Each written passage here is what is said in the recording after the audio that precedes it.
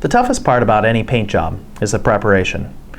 I'm Al, and in this edition of Summit Racing Quick Flicks, I'm going to go over a few products that'll help make that paint job a little easier.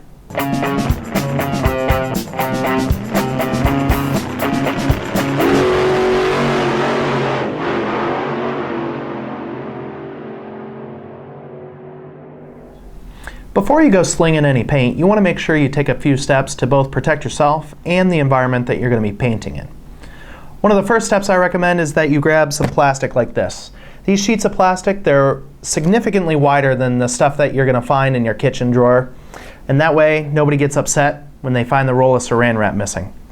What you can do with this is that you can lay it out on the garage floor so that way none of the dust and dirt gets kicked up into your paint job as you're walking around.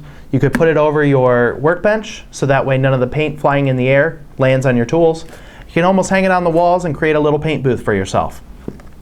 I also recommend that you pick up an air respirator. That way you don't breathe in any of the paint fumes or any of the paint particulate flying in the air. Another thing you're going to want are these coveralls. It'll protect your skin from absorbing any paint. It'll also protect your paint job from getting any lint or hair on it.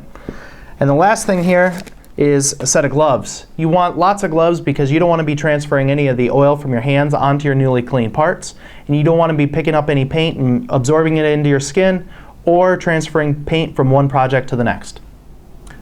So now that your garage or workshop's all prepped to paint, it's time to get those car parts prepped to paint as well.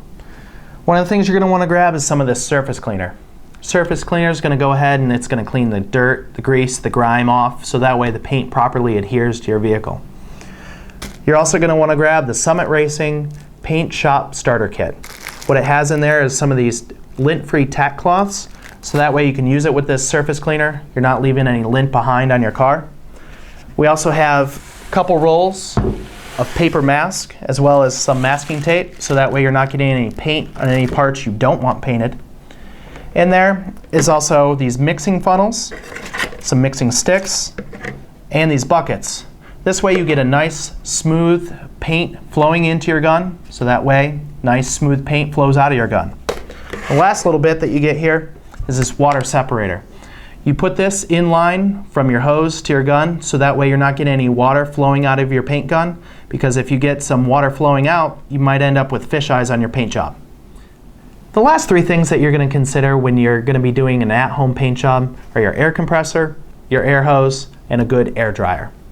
Now, the air compressor, you're going to want to look at the paint gun manufacturer's specifications and requirements, match that back to your air compressor.